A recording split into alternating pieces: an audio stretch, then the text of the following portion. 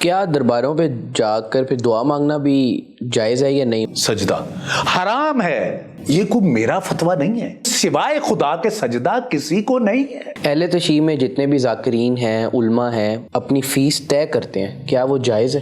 میں سمجھتا ہوں کہ طے نہیں ہونا چاہیے، طے نہیں ہونا چاہیے، وہ حرام ہے یا غلط ہے؟ کچھ لوگ نہیں دے سکتے اور جو دے سکتے ہیں ان کو روکنا نہیں چاہیے کہ جو طے نہیں کرتا اسے طے نہ کر دیا کریں۔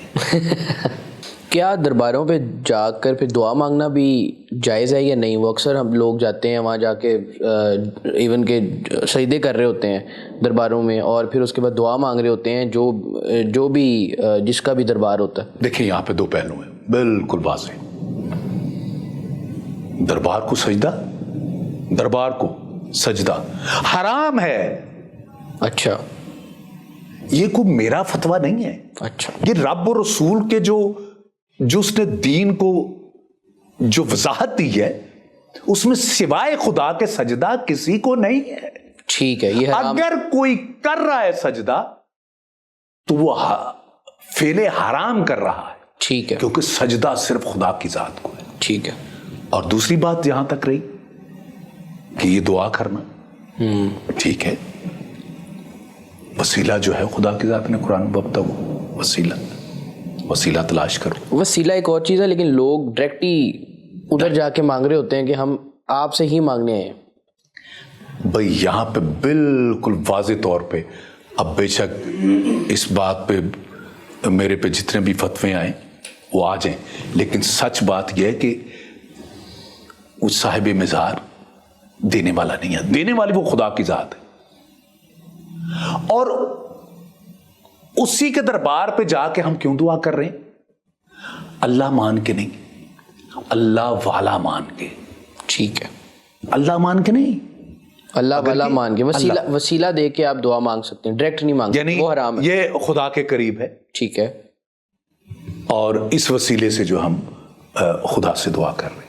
باقی آپ کہیں کہ اگر خدا کر کے کوئی اس سے ڈائریکٹ کوئی مانگ رہا ہے، نہ میرے بھائی، یہ پیغام پہنچ جانا چاہیے، ٹھیک ہے، پہنچنا چاہیے کہ صاحب دربار کوئی تجھے کوئی چیز نہیں دے سکتا، دینے والی وہ خدا کی ذات ہے، لے کے دینے والے یہ ہستی ہے۔ ٹھیک ہے۔ اہل تشیع میں جتنے بھی ذاکرین ہیں، علماء ہیں، مجالس کے لیے جو وہ ایک اپنی فیس طے کرتے ہیں، کیا وہ جائز ہے؟ یہاں پہ اگر میں ایک بات کہوں کہ آپ خود پھر اس کے وہ پنجابی میں کہتے ہیں جسے ونڈ کر لینا، ٹھیک ہے، نکھار لینا اس بات کو۔ جو لوگ طے کرتے ہیں، میں سمجھتا ہوں کہ وہ اپنا وصول ایک قیمتی ترین چیز دے کے، جس کی قیمت سونے کا پہاڑ بھی نہیں ہے، ایک طرف سونے کا پہاڑ ہے، ایک طرف 50,000 لاکھ 2 لاکھ 3 لاکھ 4 لاکھ ہے۔ اب آپ دیکھ لیں کہ عقل مند کیا کرے گا، سونے کے پہاڑ کی طرف جائے گا۔ لیکن آج کل تو سونے کی پہاڑ کی طرف کوئی بھی نہیں جا رہا، بغیر طے کیے ہوئے کوئی بھی نہیں آتا۔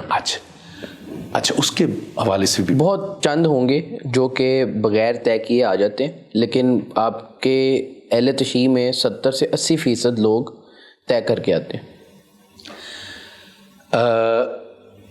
میں سمجھتا ہوں کہ طے نہیں ہونا چاہیے، طے نہیں ہونا چاہیے، وہ حرام ہے یا غلط ہے؟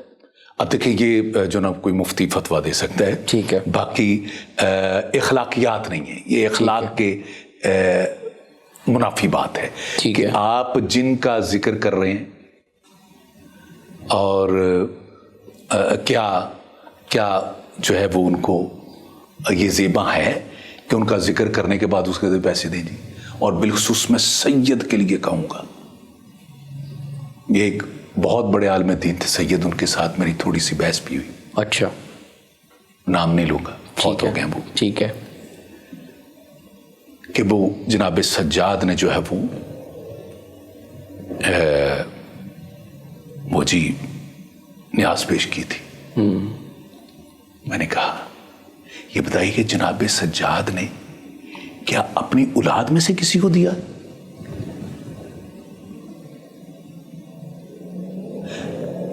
کیا اپنی نسل میں سے کسی کو کہا بھی؟ ہاں وہ تو باہر سے کوئی امتی آیا, اس نے ذکر امام حسین کی, اس کو نظر نیاز پیش کر دی, اور مرضی ان کی تھی, انہوں نے اپنی مرضی کے مطابق نظر نیاز دی.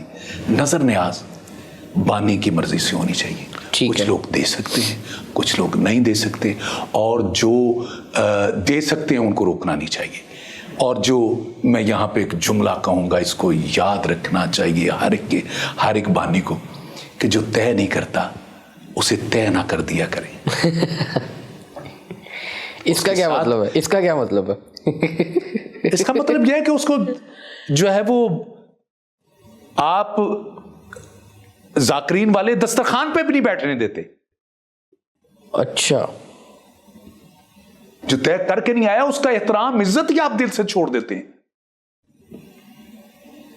خدا کے لیے جو طے کر کے نہیں آیا اس کے ساتھ زیادہ محبت, زیادہ جو ہے اس کا جو نا وہ اس کے ساتھ جو ہے وہ محبت سے پیش آنا چاہیے. ٹھیک ہے, عقیدت سے پیش آنا چاہیے, اس کا شکریہ ادا کرنا چاہیے باقیوں سے بڑھ کے. جو طے کر کے آیا اس نے تو وہ تو مزدوری کرنے آیا ہے, اس سے مزدوری کرواؤ اور کو بھی جاؤ.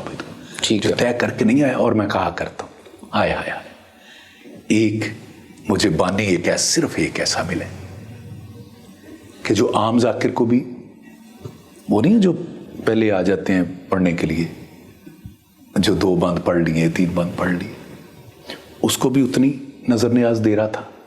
اچھا, اور جو نامور تھے ان کو بھی اتنی دے رہا تھا, ان کے برابر. تو مجھے ایک سائڈ پہ آ کے لے گیا. وہ میں کہا یہ میری سمجھ میں نہیں آ رہی تیری بات, اتنا بڑا تو بندہ ہے. تو آنکھوں میں آنسو آ گئے. شاہ صاحب ایک جملہ بس تھوڑے کو بہت زیادہ سمجھنا جو میں کہنے جا رہا ہوں. ان کے شاہ صاحب انہوں نے گھر کا راشن پورا کرنا ہے, اور یہ دوسرے ہیں, میں پھر کہہ رہا ہوں تھوڑی کو بہت سمجھنا, زیادہ سمجھنا, انہوں نے پتہ نہیں کیا کیا کرنا ہے. تو یہ جو ذاکرین ہیں میں نے دیکھا کہ بڑی تعداد میں, اچھا بیٹے ایک بند ہی پڑھ لیں, لیکن جو نا وہ نیاز جو ہے وہ پوری طرح اس کو وہ بڑے ذاکر کی دے رہے ہیں. تو ایسے لوگ بھی موجود ہیں, اور ایسے لوگ بھی موجود ہیں جو طے نہیں کرتا اسے ذاکر بھی نہیں سمجھتے. اچھا, اس نے کیا پڑھنا ہے بھائی. اور ایسے لوگ بھی موجود ہیں کہ جو دکھاوے میں اتنے آگے ہیں کہ انہوں نے نامور کو پڑھانا ہے, وہ پڑھ کے کچھ جائے نہ جائے. اور مزے کی بات, زیادہ تر ایسے لوگ ہیں جو قرآن اور حدیث سے, میں نہیں زیادہ اختلافی بات نہیں کرنا چاہتا, جو قرآن اور حدیث کے ہٹ کے جو پڑھ رہے, مجھے بتائیں وہ کیا پڑھ رہے ہیں. جو ائمہ اطہار کی سیرت سے ہٹ کے بات کر رہے ہیں. اچھا قبلہ صاحب مجھے یہ بتائیں کہ اکثر ذاکرین کو لوگ اچھا نہیں سمجھتے, اس کی کیا وجہ؟ نہیں, اکثر تو اچھا ہی سمجھتے ہیں, ایسا تو نہیں ہے کہ, لیکن ذاکرین آپ جن کو کہہ رہے ہیں, جن کو اچھا نہیں سمجھتے لوگ, وہ ہیں جو جاہل ہیں. اچھا, جن کا تعلق اس ذکر کے ساتھ نہیں ہے جو آل محمد سے منسوب ہے, ان تعلیمات سے نہیں ہے, ان کی اپنی اختراع ہے جو وہ پیش کر رہے ہیں. ٹھیک ہے, وہ اپنی اختراع پیش کریں گے تو ظاہر ہے اپنا پھر جو اہل علم ہیں پھر وہ ظاہر ہے ان کے ساتھ جرا تو کریں گے بھی یہ آپ نے کہاں سے پڑھا اور کہاں سے لیا. ٹھیک, تو وہ سوال جو کہ آپ نے کہاں سے لیا اور کہاں پہ پڑھا, تو یہ مخالفت نہیں ہے. ٹھیک ہے, یہ جو دین کے ساتھ میں سمجھ 2 نمبری جو ہو رہی ہے اس کے اوپر سوال, یہ میں سمجھتا ہوں کہ یہ ہونا چاہیے. ٹھیک ہے, یہ مخالفت اس کا نام نہیں ہے, یہ ہے کہ ان کی اصلاح. افسوس یہ ہے کہ جن کو جو ہدایت دینے کے لیے کھڑے ہیں ممبر پہ, ان کی خود ہدایت ہونے والی ہے. آپ سمجھتے ہیں کہ اہل تشیع کے اندر بہت سے ذاکرین فرقہ واریت پھیلاتے ہیں؟ آپ کے سامنے میں کہتا ہوں تھوڑا سا آپ پیچھے چلے جائیں, آپ دیکھیں کہ فرقہ واریت کس قدر جو ہے وہ پھیلانے کی, وہ ادھر سے بھی ادھر سے بھی, دونوں طرف سے. اور یہ باقاعدہ طور پہ یہ ذرا سمجھ لے, اس بات کو سمجھ لے کہ دونوں ایجنڈے پہ ہیں. آج آ کے بات بالکل کھل گئی. اور یہ کب یہ بات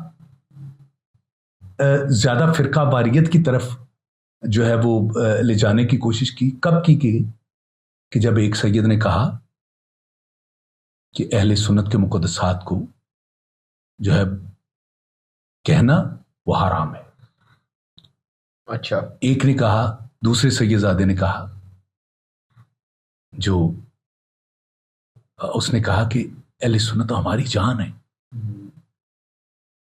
اور جیسی فرقہ واریت کم ہونے لگی, جب یہ بیان آگے تشیع کے اکابرین کے, تو یہ جو یہودیت ہے ان کو پسو پڑ گئے. انہوں نے کیا کیا کہ انہوں نے پھر کچھ لوگ لانچ کیے. اچھا. کہ جو باقاعدہ طور پہ ادھر بھی اور ادھر بھی, شیعہ میں بھی اور سنی میں بھی, جنہوں نے فرقہ واریت کو پھیلایا. ٹھیک ہے. جس کو برا بلا اور غلط کہا. اور ایک میں بات بالکل اشارتاً کر کے گزروں گا, اور یہی وجہ ہے کہ وہ لوگوں نے پہچان لیں, لوگ پہچاننے کی کوشش کریں. اگر نہیں تو میں اشارتاً دے دوں. کل تک اگر کسی شیعہ پہ کوئی سختی آتی تھی, وہ نجف کی طرف جاتا تھا, وہ قم کی طرف جاتا تھا. اور آج یورپ کی طرف جاتے ہیں, یو کے میں جاتے ہیں, بجائے اس کے کہ ائمہ اطہار کے ہاں وہاں پہ جائیں. اگر کوئی بات بن نہیں گئی ہے بالفرض کو, تو وہ ادھر کی بجائے ادھر کیوں جاتے ہیں؟ اب وہ یو کے جاتے ہیں. اس بات کو غور سے سننا بھی ہے ہمارے دیکھنے والوں کے لیے, ناظرین کے لیے, اور اس کو سمجھنے کی بھی کوشش کریں. ٹھیک ہے.